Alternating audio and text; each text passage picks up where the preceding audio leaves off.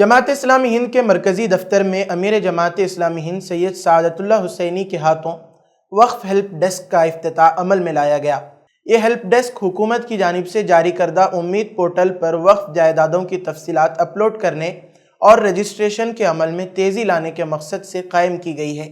اس موقع پر امیر جماعت نے اپنے خطاب میں کہا کہ اوقاف کے تحفظ کا مسئلہ آج پوری امت کے لیے ایک بڑا چیلنج بن چکا ہے اور اس چیلنج کا مقابلہ پوری ملت کو متحد ہو کر کرنا ہوگا۔ انہوں نے بتایا کہ جماعت اسلامی ہند کا وقف ڈپارٹمنٹ عرصے سے اس میدان میں سرگرم عمل ہے اور مرکز کے ساتھ متعدد ریاستوں میں بھی وقف رجسٹریشن کا کام شروع کیا جا چکا ہے۔ سید سعادت اللہ حسینی نے کہا کہ ملت کے پاس وقت بہت کم ہے جبکہ کام بہت بڑا ہے، اس لیے ضرورت ہے کہ ملک بھر میں بڑے پیمانے پر اس نوع کے مراکز قائم کیے جائیں جو اوقاف کے رجسٹریشن کے عمل کو تیزی سے آگے بڑھا سکیں۔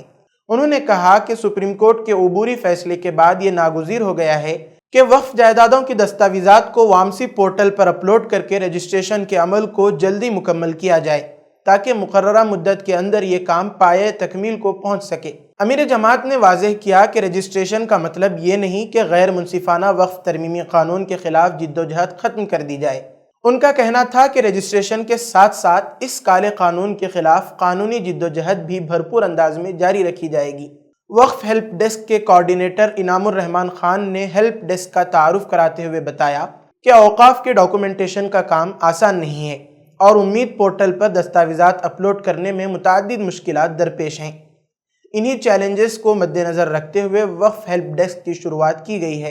انہوں نے کہا کہ اس ڈیسک کے ذریعے متولیان اوقاف، ائمہ مساجد اور دینی اداروں کے ذمہ داران کو رجسٹریشن سے متعلق تمام سہولیات فراہم کی جائیں گی۔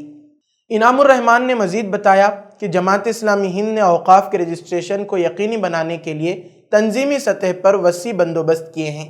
ریاستی سطح پر وقف سیل قائم کیے گئے ہیں جبکہ مرکزی ہیلپ ڈیسک اور ریاستی وقف سیل کی نگرانی میں مستقل ہیلپ لائنز بھی قائم کی گئی ہیں جہاں ماہرین قانون، ماہرین وقف اور تجربہ کار کارکنان اپنی خدمات پیش کر رہے ہیں۔ ان کے مطابق زمینی سطح پر کام کرنے والوں کو بڑے پیمانے پر بروقت رہنمائی اور مدد فراہم کی جا رہی ہے۔ اس موقع پر مقررین نے اس بات پر زور دیا کہ والنٹیئرز کی نیٹ ورکنگ کو مضبوط کیا جائے اور نگرانی کے لیے وقف تحفظ کمیٹیاں قائم کی جائیں جن میں نوجوان، سرکاری ملازمین اور مقامی معزز افراد شامل ہوں۔ یہ کمیٹیاں مقامی وقف جائیدادوں پر کسی بھی ناجائز قبضے یا غیر قانونی سرگرمی پر نظر رکھیں گی اور ان کے درست دستاویزات اور رجسٹریشن کو یقینی بنائیں گی۔ جماعت اسلامی ہند نے اس موقع پر اوقاف کو امید پورٹل پر اپلوڈ کرنے کے لیے باقاعدہ رہنما ہدایات یعنی گائیڈ لائنز بھی جاری کیں۔ افتتاحی تقریب میں جماعت کے مرکزی ذمہ داران، مختلف ریاستوں کے نمائندے اور کارکنان کی بڑی تعداد موجود تھی جنہوں نے وقف کے تحفظ اور رجسٹریشن کی اس قومی مہم میں سرگرم تعاون کا عزم ظاہر کیا۔